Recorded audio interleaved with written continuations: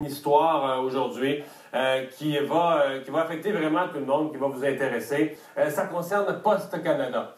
On s'entend qu'il y avait des rumeurs. Poste Canada avait encore annoncé des pertes, mais de trimestre en trimestre, d'année en année. Poste Canada vivait des pertes. Ses employés, le fonds de retraite de ses employés qui est dans, qui est dans le trou de 3 milliards de dollars, 3 000 millions de déficit actuariel du régime de retraite. On savait qu'il allait y avoir un redressement. Il y avait eu des rumeurs l'année passée, la livraison du courrier à domicile, etc.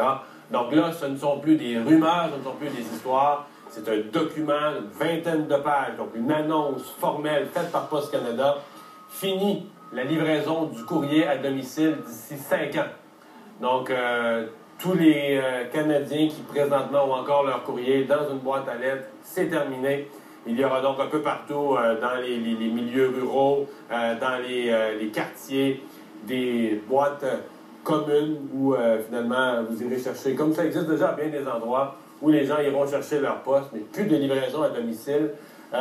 Autre changement important, et là celui-là, il n'est pas d'ici 5 ans, 1er avril prochain, augmentation du coût du timbre-poste.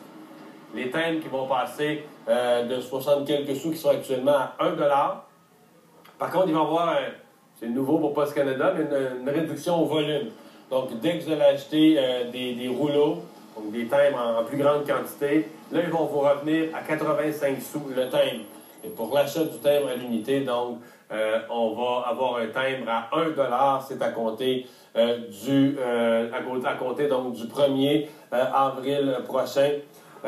On parle de réduction de main-d'œuvre parce que là, bon, vous entendez bien qu'on parle aussi, là, je passe des mesures administratives, des regroupements de centres de tri, etc.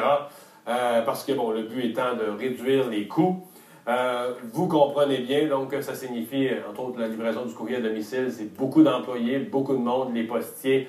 On parle donc d'une réduction totale de 6 à 8 000 emplois chez Poste Canada, plus pour les employés restants.